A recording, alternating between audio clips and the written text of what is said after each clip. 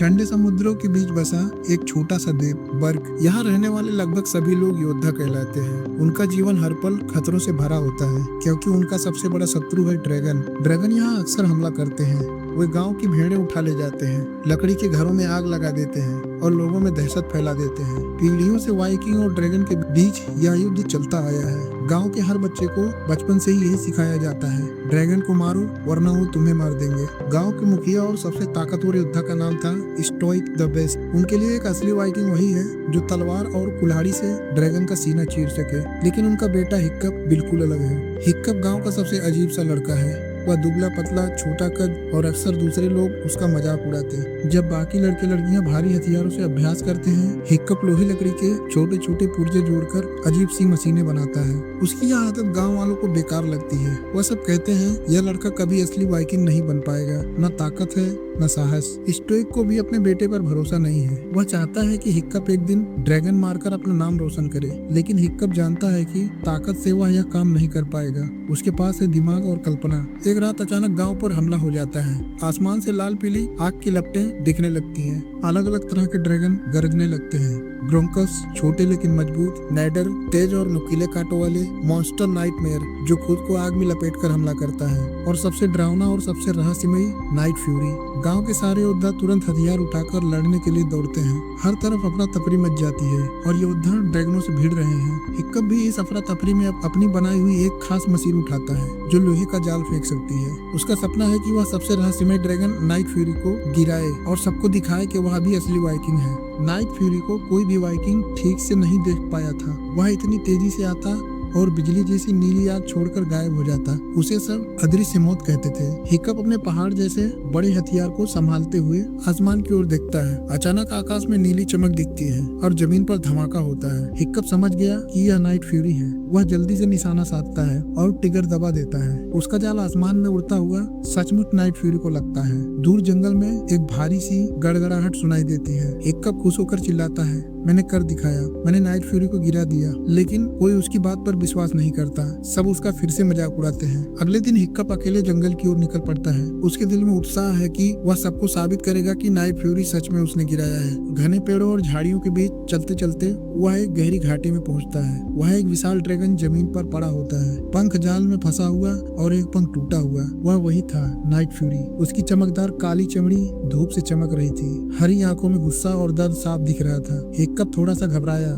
वह अपनी छुरी निकालता है और उस पर हमला करने की सोचता है। वह छुरी को ऊपर उठाता है, लेकिन जैसे ही ड्रैगन उसकी आंखों में देखता है, हिक्कप का हाथ रुक जाता है। उन आंखों में गुस्से से ज्यादा डर और दर्द था। हिक्कप कांपते हुए धीरे धीरे छुरी नीचे कर देता है। वह सोचता है यह मेरी तरह ही है, डरा हुआ और अकेला। आखिरकार हिक्कप जाल काटकर ड्रैगन को आजाद कर देता है। ड्रैगन पहले तो उस पर हमला करने के लिए गुर्राता है, लेकिन फिर उड़ने की कोशिश करता है। उसका टूटा पंख उसे उड़ने नहीं देता और वह गहरी खाई में गिरते गिरते बचता है। हिक्कप समझ जाता है कि यह ड्रैगन अब बिना मदद के जिंदा नहीं रह पाएगा। शाम को हिक्कप घर लौटता है, लेकिन उसका मन बेचैन रहता है। गांव वाले सोचते हैं कि ड्रैगन सिर्फ दुश्मन है, लेकिन उसने अपनी आंखों से देखा था कि वे भी दर्द और डर महसूस करते हैं। अगले दिन वह फिर जंगल जाता है। ड्रैगन उसे देखकर सावधान हो जाता है, लेकिन हमला नहीं करता।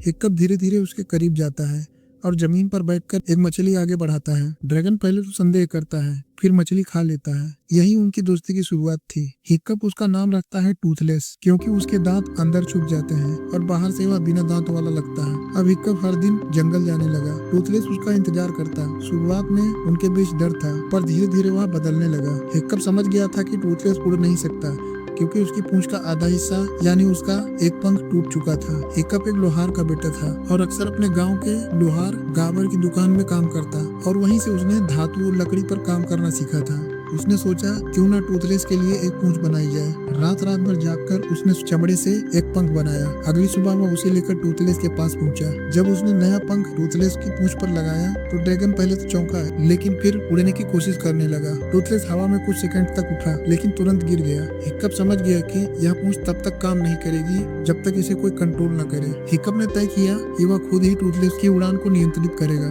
उसने पंख के साथ लगने वाला एक खास हैंडल बनाया, जिसे वह अपनी टांग से कंट्रोल कर सकता था। पहली बार जब वह टूथलेस की पीठ पर बैठा तो वह डर रहा था। टूथलेस ने धीरे से दौड़ लगाई और फिर छलांग मारकर हवा में उड़ गया। शुरुआत में सब गड़बड़ हो गया, कभी वो ऊपर जाते कभी नीचे गिरते। हवा की तेजी हिक्कप को लगभग उड़ा ही ले जाती, लेकिन धीरे धीरे हिक्कप ने पंख को नियंत्रित करना सीख लिया। जैसे जैसे वे बादलों के ऊपर उड़ने लगे, हिक्कप का डर रोमांच में बदल गया। उसने कभी सोचा भी नहीं था कि आसमान इतना खूबसूरत हो सकता है। बादलों के बीच से सूरज की किरणें छन कर निकल रही थी, समुद्र की लहरें नीचे चमकती और हवा आजादी का एहसास करा रही थी। उधर गांव में बच्चों की ड्रैगन से लड़ने की ट्रेनिंग शुरू हो चुकी थी। एस्ट्रिड, नॉट लाउड, फिशलेक्स और जुड़वा रूफनट और टफनट सब अपने अपने हथियारों के साथ अभ्यास कर रहे थे। हिक्कप भी इस ट्रेनिंग में शामिल था, लेकिन जब उसके सामने ड्रैगन आते तो वह तलवार नहीं उठाता। वह शांत रहकर ड्रैगन की हरकतों को समझने की कोशिश करता। एक बार उसके सामने एक नेडेड ड्रैगन आया। बाकी सब सोच रहे थे कि अब हिक्कप का काम तमाम हो जाएगा, लेकिन हिक्कप धीरे धीरे झुक गया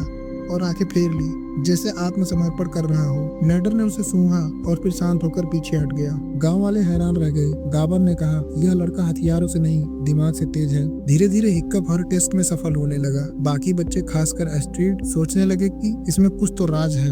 जंगल में हिक्कप और टूथलेस के बीच का रिश्ता और गहरा होता जा रहा था। हिक्कप घास पर ड्राइंग बनाता और टूथलेस भी अपनी पूंछ से उसमें रेखाएं खींचता। वे दोनों खेलते और शिकार करते, लेकिन एस्ट्रिड को यह सब अजीब लग रहा था। उसे लगता था कि हिक्कप कुछ छुपा रहा है। एक दिन उसने उसका पीछा किया। जंगल के बीचों बीच उसने देखा कि हिक्कप नाइट फ्यूरी के साथ खेल रहा है, उसे खाना खिला रहा है और उसकी पीठ पर बैठकर उड़ान भर रहा है। एस्ट्रिड दंग रह गई। उसके लिए ड्रैगन खतरनाक राक्षस थे। वह गुस्से में चिल्लाई, तूने गांव वालों को धोखा दिया है, तूने नाइट फ्यूरी को पालतू बना लिया। हिक्कप उसे रोकने की कोशिश करता है, लेकिन एस्ट्रिड भागने लगती है ताकि गांव वालों को बता सके। तभी टूथलेस उसका रास्ता रोक देता है। एस्ट्रिड डर से कांप जाती है, लेकिन हिक्कप ने कहा, डर मत, यह तुझे नुकसान नहीं पहुंचाएगा। फिर उसने टूथलेस को धीरे से सहलाया। एस्ट्रिड की आंखों में हैरानी थी। क्या सच में ड्रैगन इंसानों का दोस्त हो सकता है? हिक्कप ने कहा, तुझे सच देखने की जरूरत है। वह एस्ट्रिड को टूथलेस की पीठ पर बैठा देता है। पहले तो एस्ट्रिड डरती है, लेकिन जैसे ही टूथलेस उड़ान भरता है, उसका डर धीरे धीरे आश्चर्य में बदल जाता है। वे दोनों बादलों के ऊपर पहुंचते हैं। नीले पहाड़, नदियां और समुद्र ऐसे लग रहे थे जैसे किसी चित्र में हो। एस्ट्रिड ने महसूस किया कि यह ड्रैगन खतरनाक नहीं बल्कि शानदार और जीवित आत्मा है। वह धीरे से कहती है, मैं गलत थी,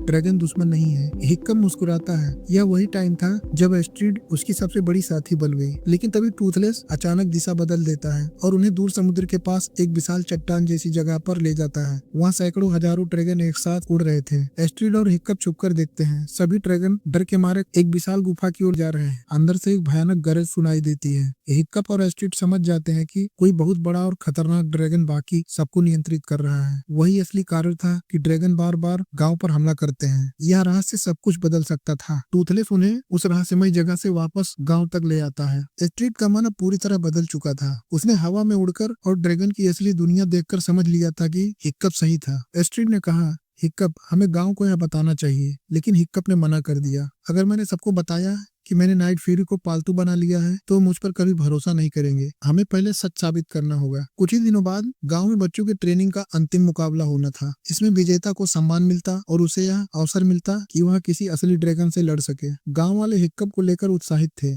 क्योंकि हर टेस्ट में उसने बिना हथियार की जीत हासिल की थी। सब सोच रहे थे कि अब वही असली हीरो बनेगा। स्टोइक को पहली बार गर्व महसूस हो रहा था। उसने सोचा, शायद मेरा बेटा आखिरकार सच्चा वाइकिंग बन गया है। आखिरी दिन गांव के बीचों बीच बने बड़े अखाड़े में सब लोग जमा हुए। आज हिक्कप का सामना होगा सबसे तेज और खतरनाक ड्रैगन डडली नेडर से। गेट खुला और नेडर चीखते हुए बाहर आई। हिक्कप ने तलवार नहीं उठाई। वह वही तरीका अपनाना चाहता था जो उसने जंगल में सीखा था, शांत रहना और ड्रैगन पर भरोसा करना। वह धीरे धीरे झुक गया, आंखें फेर ली और हाथ फैलाकर आगे बढ़ने लगा। गाँव वाले चिल्लाने लगे, यह क्या कर रहा है? स्टोइक भी हैरान था। नेडर हिक्कप के करीब आई और उसकी नुकीली पूंछ उठाई। सबको लगा कि अब वह हिक्कप को मार देगी। एस्ट्रिड घबराई, लेकिन हिक्कप ने आंखें बंद कर रखी थी। तभी अखाड़े के बाहर अचानक जमीन हिल गई। अगले ही पल में टूथलेस दीवार तोड़कर अंदर आया। वह जोर से चीखा और नेडर पर हमला कर दिया। नेडर डरकर पीछे हट गई। टूथलेस ने हिक्कप को अपनी पूंछ के नीचे छिपा लिया। गाँव वाले चीख उठे। सबको पता चल जाता है कि हिक्कप ने नाइट फ्यूरी को पालतू बना लिया है। स्टोइक ने गुस्से में चिल्लाकर कहा, हिक्कप, तूने हमें धोखा दिया है। तूने दुश्मन को घर के अंदर लाकर हमारी जान खतरे में डाली। हिक्कप ने समझाने की कोशिश की, ड्रैगन हमारे दुश्मन नहीं है, लेकिन किसी ने उसकी बात नहीं सुनी। गांव वाले डर और गुस्से से भर गए थे।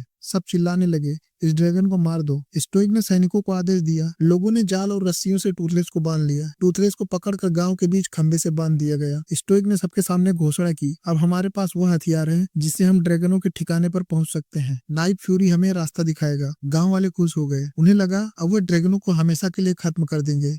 लेकिन हिक्कप और एस्ट्रिड जानते थे कि यह बहुत बड़ी गलती होगी, क्योंकि ड्रैगनों के पीछे असली खतरनाक दैत्य छुपा था। अगली सुबह स्टोइक और उसकी सेना बड़े जहाजों में सवार होकर समुद्र की ओर निकल पड़ी। टूथलेस को उनके जहाज के आगे बांध दिया गया ताकि वह रास्ता दिखाए। गांव वाले तालियां बजा रहे थे, लेकिन हिक्कप का दिल टूट चुका था। उसे पता था कि यह सफर मौत और तबाही की ओर ले जाएगी। गाँव में सिर्फ बच्चे और कुछ बुजुर्ग बचे थे। एस्ट्रिड ने हिक्कप से कहा, अब वक्त आ गया है। अगर हमने कुछ नहीं किया तो तुम्हारे पिता और पूरा गाँव उस बड़े ड्रैगन का शिकार हो जाएंगे। हिक्कप ने सर झुका लिया, लेकिन मैं क्या करूं? सब मुझ पर भरोसा खो चुके हैं। तभी बाकी बच्चे उसके पास आए। हिक्कप, तू भले ही अलग है, लेकिन तू ही अकेला है जो ड्रैगनों को समझता है। अगर तू कहे तो हम तेरी मदद करेंगे। हिक्कप ने उनकी ओर देखा। यह पहली बार था जब बाकी बच्चे उसका साथ दे रहे थे। हिक्कप ने कहा, अगर हमें अपने गांव और पिता को बचाना है तो हमें ड्रैगनों को दुश्मन नहीं, साथी बनाना होगा। अखाड़े में जो ड्रैगन हमने देखे हैं वही हमारी मदद करेंगे। अगर हम उन्हें सही ढंग से समझेंगे तो वह हमारी ताकत बनेंगे। हमें उन्हें आजाद कराना होगा। रात के अंधेरे में हिक्कप और उनके दोस्त अखाड़े में पहुंचे। वहाँ अलग अलग ड्रैगन पिंजरों में कैद थे, नैडर, ग्रोनकल्स, मोनोक्रोम और दूसरे भी। हिक्कप ने धीरे धीरे उनके पास जाकर वही तरीका अपनाया। आंखें फेर ली, हथियार नहीं उठाए और शांत भाव में उनके करीब गया। एक एक करके ड्रैगन समझ गए कि यह लड़का दुश्मन नहीं है। उन्होंने धीरे धीरे उसके भरोसे को स्वीकार कर लिया। पिंजरे खुलते गए और अब हर बच्चे के पास उसका अपना ड्रैगन था। स्टोइक और उसकी सेना समुद्र पार करके उस द्वीप तक पहुंच चुकी थी जहां ड्रैगनों का ठिकाना था। उन्होंने टूथलेस को जंजीरों से बांध रखा था ताकि वह उनका रास्ता दिखाए। जैसे ही जहाज किनारे लगे, सैनिकों ने सींग बजाकर हमला शुरू कर दिया। उन्होंने ड्रैगनों की गुफा में आग लगा दी और बाढ़ चलाना शुरू कर दिया। कुछ ही देर में गुफा की जमीन हिलने लगी। गर्जन इतना तेज था कि आकाश कांप उठा। पानी में बड़ी बड़ी लहरें उठी और चट्टानें टूटने लगी। गुफा के भीतर से एक विशाल परछाई बाहर निकली। यह साधारण ड्रैगन नहीं था, यह था रेड डेथ, एक विशाल पहाड़ जितना बड़ा ड्रैगन जिसकी आंखें लाल और मुंह से आग के गोले निकलते थे। गाँव के सैनिक डर से कांप गए। उनके हथियार और जहाज इतने बड़े दैत्य के सामने कुछ भी नहीं थे। स्टोइक का चेहरा पीला पड़ गया। उसे समझ आ गया कि उसका बेटा सही था। यह लड़ाई असली मौत की तरफ ले जा रही है। टूथलेस जंजीरों से बंधा हुआ था। वह चीख रहा था लेकिन उड़ नहीं सकता था। रेड डेथ ने जैसे ही आग उगली, एक जहाज पल भर में ही जलकर राख हो गया। सैनिक इधर उधर भागने लगे। स्टोइक ने आदेश दिया, हमला करो, लेकिन मन ही मन में उसे पता था कि यह युद्ध हार चुके हैं। उसी समय आकाश में कई ड्रैगन दिखाई दिए। उनकी पीठ पर बच्चे सवार थे। गांव वाले चौंक गए। ये बच्चे ड्रैगन पर कैसे सवार हैं? हिक्कप ने ऊंची आवाज में कहा, डरो मत, ये हमारे दुश्मन नहीं, हमारे साथी हैं, और अगर हमें जीतना है तो हमें इन पर भरोसा करना होगा। सब बच्चे अपने अपने ड्रैगन के साथ रेड डेथ पर हमला करते हैं। एस्ट्रिड का नैडर ऊपर से तीर बरसाने लगा। फिसलेक्स अपने ग्रोनकल्स से पत्थर गिरा रहा था। रूफनट और टफनट अपने दो मुंह वाले ड्रैगन से आग उगल रहे थे। रेड डेथ बहुत बड़ा था। उसके एक पंख की फड़फड़ाहट से पूरा आकाश हिल जाता, लेकिन छोटे छोटे ड्रैगन उसकी आंखों और पूंछ पर हमला करते रहे। गाँव वाले अब समझ गए कि हिक्कप ने जहाज पर उतरकर सबसे पहले टूथलेस की जंजीरें काटने की कोशिश की, लेकिन रस्सियां मजबूत थी। स्टोइक वहां आया और बोला, मैं गलत था और तू सही था बेटा। उसने अपनी तलवार से जंजीरें काट दी। टूथलेस आजाद होते ही गरज उठा और आसमान की ओर उड़ गया। हिक्कप ने उसकी पीठ पर कूदकर कहा, चलो दोस्त, अब दिखाते हैं असली नाइट फ्यूरी क्या कर सकता है। यह पहली बार था जब उसने अपने बेटे को एक सच्चा नेता माना। अब हिक्कप और टूथलेस सीधा रेड डेथ की ओर बढ़े। बाकी बच्चे उसके ध्यान को भटका रहे थे, लेकिन असली वार हिक्कप को करना था। रेड डेथ ने आग का गोला छोड़ा। टूथलेस ने हवा में घूमकर उसे चकमा दिया। फिर हिक्कप ने चिल्लाकर कहा, ऊपर से हमला करो। टूथलेस ऊंचाई पर गया और बिजली की तरह नीचे गिरा। उसने अपनी प्लाज्मा ब्लास्ट से रेड डेथ के पंख पर हमला किया। उसने टूथलेस को पकड़ने की कोशिश की, लेकिन हिक्कप ने लगाम घुमा दी। रेड डेथ इतना विशाल था कि वह सीधा समुद्र की ओर गिरने लगा, लेकिन उसने आखिरी कोशिश में टूथलेस और हिक्कप की ओर आग का तूफान छोड़ा। हिक्कप समझ गया कि यह बचना मुश्किल है। उसने टूथलेस से कहा, दोस्त, अगर किसी को बचना है तो वो तू है, उड़ जा। लेकिन टूथलेस ने उसकी बात नहीं मानी। उसने अपने पंखों से हिक्कप को ढक लिया और दोनों आग के बीच में गिर पड़े। पूरा आकाश आग की लपटों से भर गया। गांव वाले चिल्ला उठे। सबको लगा कि हिक्कप और टूथलेस अब जिंदा नहीं बचेंगे। जब धुआं छटा तो रेड डेथ समुद्र में डूब चुका था। उसकी लाश पानी पर तैर रही थी। गांव वाले खुश हो गए कि हम जीत गए। तभी एस्ट्रिड ने देखा कि टूथलेस किनारे पर पड़ा है। उसकी पीठ पर हिक्कप बेहोश था। सब लोग दौड़कर आए। कुछ देर के बाद हिक्कप को होश आया। उसने टूथलेस की ओर देखा और मुस्कुराया, लेकिन फिर उसने एहसास किया कि उसका एक पैर अब नहीं रहा। युद्ध में उसने अपनी टांग खो दी थी। कुछ हफ्तों बाद बर्क गांव पूरी तरह बदल चुका था। जहाँ पहले ड्रैगन दुश्मन माने जाते थे, अब वे सबके साथी बन गए थे। गांव वाले उन्हें पालतू नहीं बल्कि परिवार मानने लगे। बच्चे अपने अपने ड्रैगनों पर उड़ान भरते, मछली पकड़ते, सामान ढोते। ड्रैगन गांव वालों की मदद करने लगे। गांव अब और भी खुशहाल और मजबूत हो गया।